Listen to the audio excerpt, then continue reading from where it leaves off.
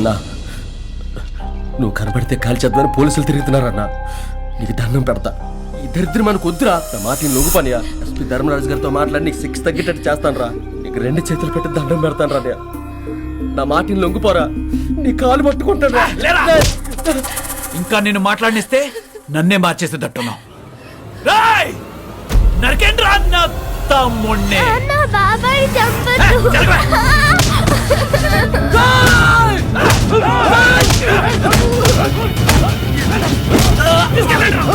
పసిపిల్లని phone చేస్తారా?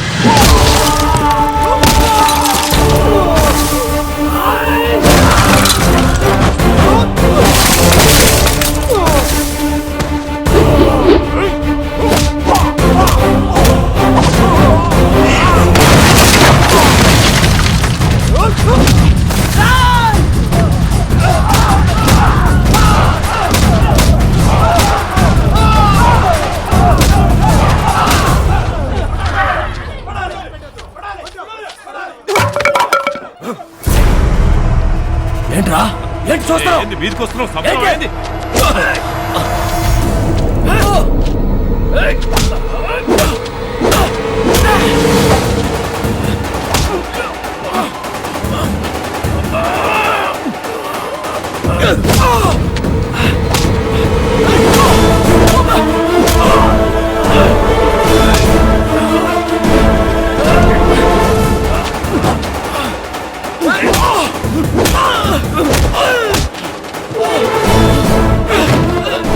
మంచిగా చెప్తే వినరా, తగిన శాస్తి తీయాల్సిందే.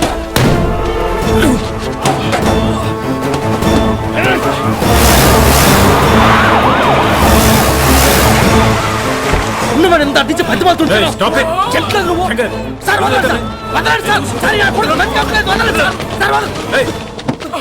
తీసుకెళ్ళి ఎక్కించండి.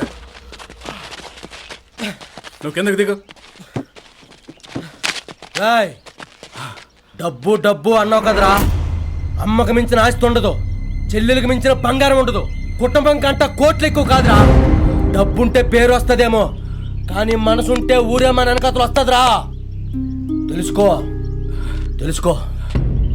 తీసుకెళ్ళండి సార్. ఇట్లాంటి అడుగు మృగాలు జనంలో ఉండకూడదు సార్, ఫోన్లో ఉండాలి. తీసుకెళ్ళి మూసేయండి. అన్యాయం చేస్తే నీ నా అని చూడకుండా తోడబుట్టిన అన్నయ్యనే నువ్వు వదిలిపెట్టలేదు.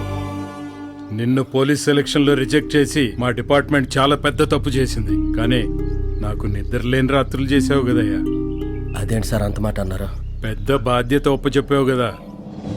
ఊరందరి సమక్షంలో చెప్తున్నాను, నీకు ఎస్ఐ జాబ్ వచ్చి ఈ ఊరికే పోస్టింగ్ అయ్యేలా చేస్తాను.